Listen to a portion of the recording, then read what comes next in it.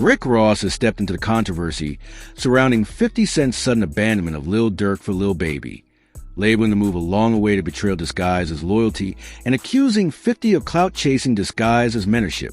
According to Rozay, this was never about justice, paperwork, or street code. It was about control, ego, and manipulation. And for 50 Cent, it might just be the beginning of a very public unraveling. Let's get one thing straight. The drama unfolding between 50 Cent, Lil Durk, and Lil Baby has already been nuclear. After vague and unconfirmed allegations surfaced suggesting that Lil Durk may have snitched on Lil Baby to secure his early release from jail, 50 Cent, one's a staunch public supporter, Durk, cut ties immediately. But what's got everyone talking is how fast and decisively he made the switch, essentially trading in Durk for Baby, declaring that his new focus will be freeing Lil Baby instead. While fans were still reeling from that announcement, in steps Katt Williams with a brutally honest take that has already gone viral, calling out 50 for manipulating the narrative without evidence and playing puppet master in the lives of young artists. But now, Rick Ross has entered the conversation, and he's not holding back. In a recent sit-down that's already making headlines, Ross didn't just co-sign Katt Williams' fiery criticism. He added fuel to the fire with explosive claims of his own. According to Ross, 50's swift dismissal of Lil Durk wasn't about the alleged snitching at all. In fact, Ross believes 50 had been looking for a way out of his association with Durk for some time. You ever seen a dude in a relationship just waiting for a reason to bounce? Ross asked, eyes dead serious. That's 50. This whole thing with Durk, he been waiting on this. He just ain't know how to do it without looking foul. Then boom, some rumors come up, and suddenly it's, I'm done. That ain't about loyalty. That's about convenience. Ross likened 50 Cent's move to that of a man waiting for an excuse to leave a relationship, only to jump ship the moment something convenient arises. That's how girls do when they've already been texting the next dude. They wait till you mess up, even if you didn't really mess up, and now they ghost. That's 50. He's been emotionally out of the Durk thing for a minute. This snitch drama, that was his green light. Ross also took direct aim at 50 Cent's supposed mission to support Lil Baby, calling it a calculated move not out of goodwill, but out of personal ego and a deep-rooted need for validation.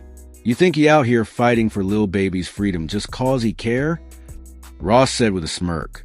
Nah, he want Baby to kiss the ring. 50 don't help nobody unless it make him look like a savior. He don't move unless he can play God in the situation. Look at his track record. Ja Rule, Young Buck, The Game, even Lloyd Banks. Every time someone stopped bowing down, they get cut off. It's a damning indictment, and one that adds new context to 50 Cent's history of public fallouts and media manipulation. Ross didn't stop there. He dove into what he sees as a pattern, a long-established cycle where 50 Cent anoints a new protege, showers him with resources, media attention, and the illusion of loyalty, only to eventually discard them when they outlive their usefulness or refuse to play the game. 50 ain't in the business of building legends, Ross said. He in the business of building monuments to himself. And when one of them statues start talking back, he'd take a sledgehammer to it. This isn't the first time Ross and 50 have traded verbal shots, but this latest accusation feels different. It's personal, yes, but it's also cutting through the noise in a way that fans and industry insiders can't ignore. Rick Ross went on to call 50's behavior dangerous, especially in an industry where young artists often rely on mentorship and backing to survive both legally and financially. It's like giving a man a life vest, then taking it off him in the middle of the ocean, Ross said. Durk got tied up with 50 thinking he had someone in his corner. But the moment things got complicated, even before any facts were confirmed, 50 dipped. That ain't leadership. That's sabotage.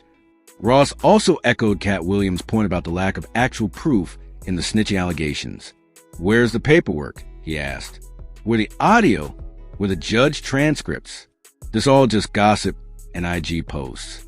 And we got grown men out here making million-dollar decisions based off that. According to Ross, the entire spectacle proves that 50 Cent is more invested in headlines than in honor. He like a tabloid in human form. Ross said, drama is his currency, but real ones see through that. Real ones move with receipts, not reactions. And here's where Ross's critique becomes even more pointed. He suggested that 50's obsession with being the puppet master is rooted in insecurity. 50 need to be needed, Ross said.